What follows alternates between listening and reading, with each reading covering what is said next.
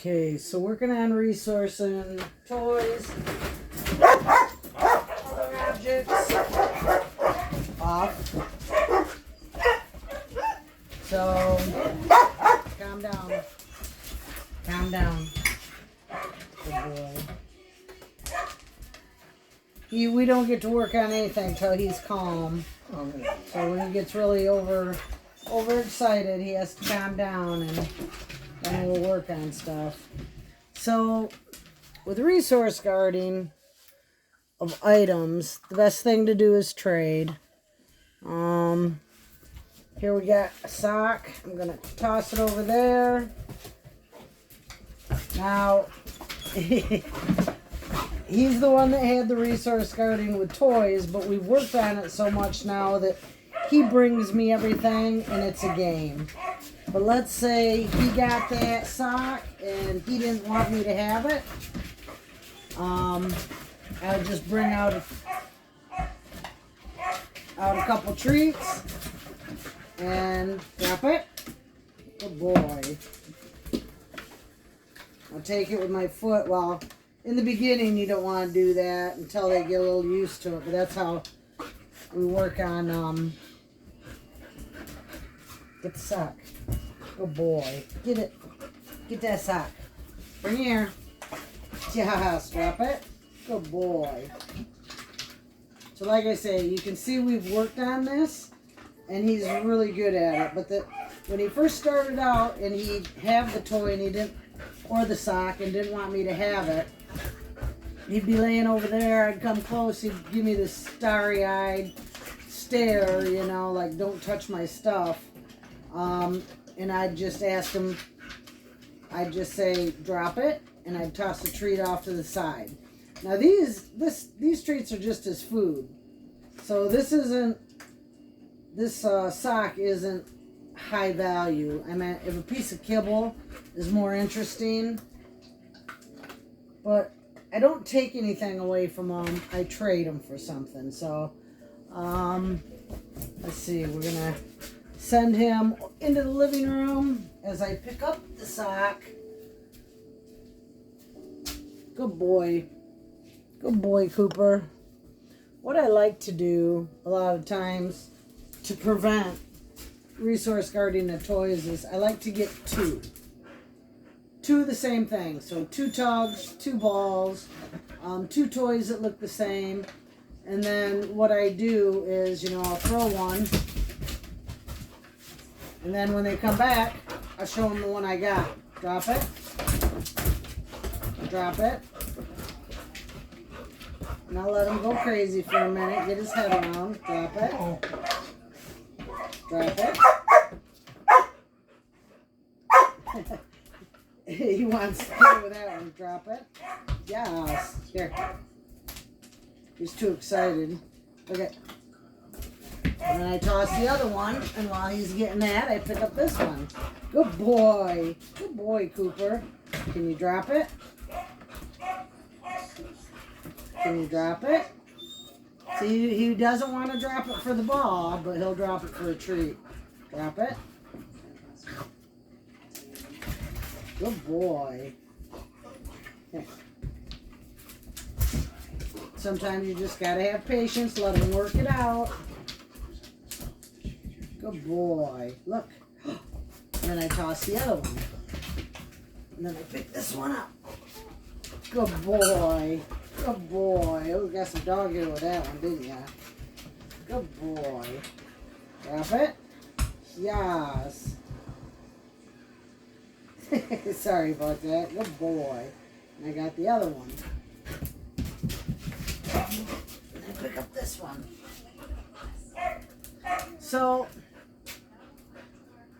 like I say, when you take things away from them, that creates the game of chase. They think you're going to take everything away, so they'd rather run with it and have you chase it, trying to get it.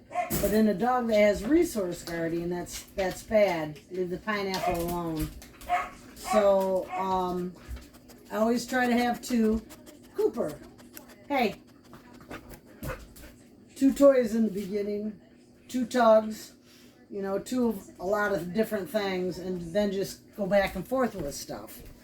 And like I say, all you got to do is just trade them.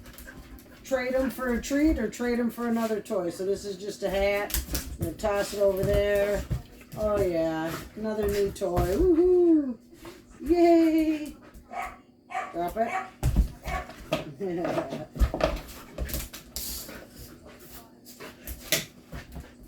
Yes, good boy. I tossed that.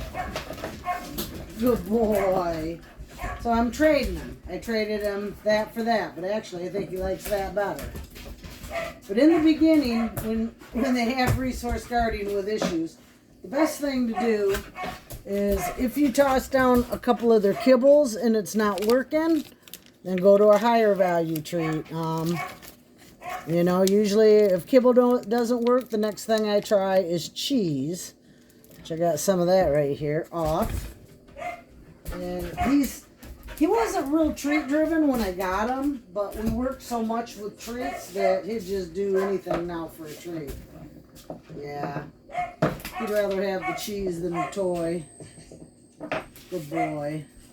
So like I say, when they get something that you don't want them to have, don't take it out of their mouth. If they don't come to you and they look at you out of the side of their eyes and put that death glare on you, then toss them treats, a bunch of treats around them. So they're laying on the floor, they got a sock, they don't want to give it up. I don't care if you spread 10, 15 treats on the floor, get them up and, you know, make sure it's one they like. Get them eating it, and then just make a path of them further away, and you can pick the sock up once they get farther enough away. And like I say, if they're not going after a treat that you are putting on the floor, it means it's not high value enough. So get something that's higher value and work on that. Two other things you need to do. You need to work on impulse control and leave it. I'm going to recommend that you go to YouTube and look up how to train leave it, because there's a few different ways. And some ways don't work with dogs and some do. So if you look up a video and you try to use that and it's not working well with your dog, look up a different way to train it, because there's a few different ways to train it. And then another thing too is to work on impulse control. And you usually sit. Come here. Come here. Come here. Sit. So I'm going to give him one there. Impulse control, I usually put a leash on him. I toss it over there and I ask him to wait. Good boy. Good boy. Okay. And then release him. And like I say, usually I put him on a leash and put him right next to me, but the leash is out in the car. I didn't want to go out and get it. And put him next to you. Toss the treat out. Make him off. Hey. Off. Good boy. That's one of the things he did too. That one of the reasons he was rehomed. He'd get all excited, jump on you, and the more excited people got and pushed him down, the more overworked he got or overstimulated. We pretty much got it now. He still gets excited and will jump up and grab me. But I give him a minute to think about it and he'll finally sit down. So, trade. Trade a treat for a toy, a sock, whatever. Sometimes you can trade one toy for another. But just don't ever go to grab nothing out of their hands. After about 6 months, a year, a lot of the resource guarding will be gone. And you won't